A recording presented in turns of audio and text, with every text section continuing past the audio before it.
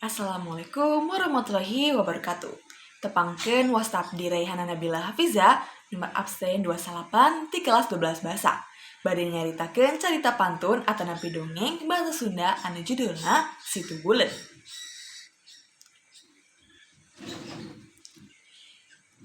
Kacaturkeun dina zaman Bupati R. Arya Suryawinata anu kagungan julukan Jujuluk dalam Salawat.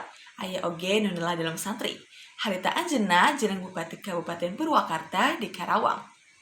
Kulantaran Karawang sering kacaahan sabab karotok ku Walungan Citarum, maka puseur dayeuh dipindahkeun ka Wanayasa.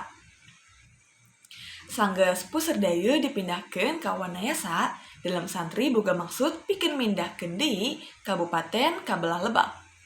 Disebut Lebak, antaran Wanayasa pernahna aya di luhur, di suku Gunung Burangrang. Saterusna dalam santri munajat ka Hyang Agung supaya cita-citana laksana. Waktu mujas medi, dalam santri meunang ilapat. Satosna anjeunna ngageruan cetak anu ayeuna mah disebut wadana. Eta wadana dibere pancen pikeun neangan tempat anu pantes dijadikeun puseur dayeuh kabupaten. Dina impian dalam santri, tempat anu cocok pikeun dijadikeun kabupaten teh nyaeta tempat anu aya Kobakan Cai sarta tangkal Tanjung Tilu. Mamang Cutak penting teh kaulah ngimpi. Ari dina impian teh urang kabeh aya di hiji tempat anu pikabetaheun.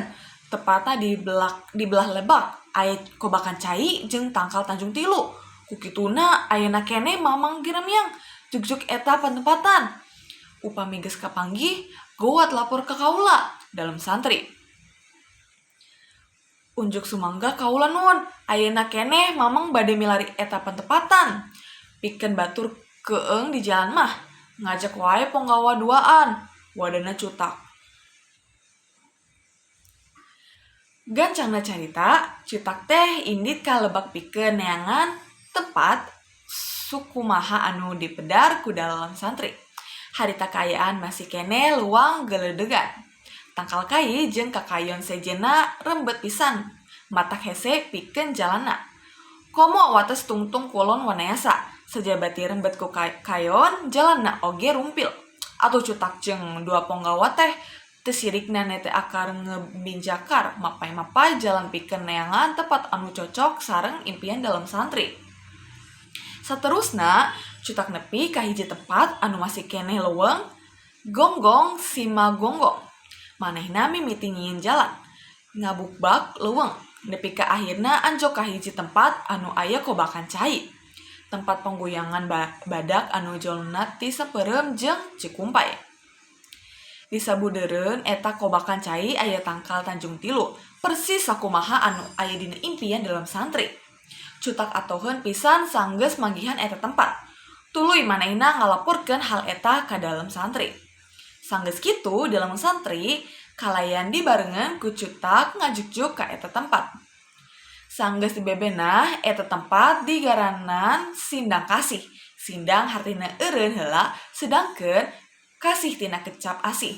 Jadi Sindang Kasih hartina tempat eureun anu pikaresepeun tur anu pikaasiheun. Nurutkeun carita, harita aya hiji lalaki tukang ngalalana anu ngaranna Purbasari.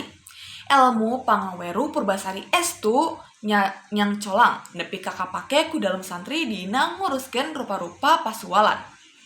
Kitu deui nalika puseur dayeuh rek dipindahkeun ti Wanayasa ka Sindang Kasih. Purbasari dipentes pangbasihanna pikeun memeres eta patempatan. Purbasari dijinengkeun Cutak di Sindang Kasih ku dalam Arya Suryawinata. Kaayaan Sindang Kasih beuki rame, nu dumuki beuki ngalobaan. Satos ningali kaayaan kitu, Purbasari indit deui ka belah Kalen. Ahirna anjok ka wewengken Cikampek ayeuna. Kalungguhan Cutak di Sindang Kasih diganti ku Erangga Natayuda ari eta. Pangguyun barak ku Erangga Natayuda satuluyna dibebenah sarta dipapantes dijadikeun hiji situ. Kitu deui wewengkon di sabodeureun anu dibeberes tempat-tempat anu tadina lengkawing di raratanya jelek balik jadi paralatan anu kiwari jadi lemah karesideunan. Urut pangguyangan badak tea sanggeus dipapantes mah robah jadi hiji situ anu katelas situ beuleud anu kiwari jadi salah sahiji kareureus warga masyarakat Kabupaten Purwakarta. Wassalamualaikum warahmatullahi wabarakatuh.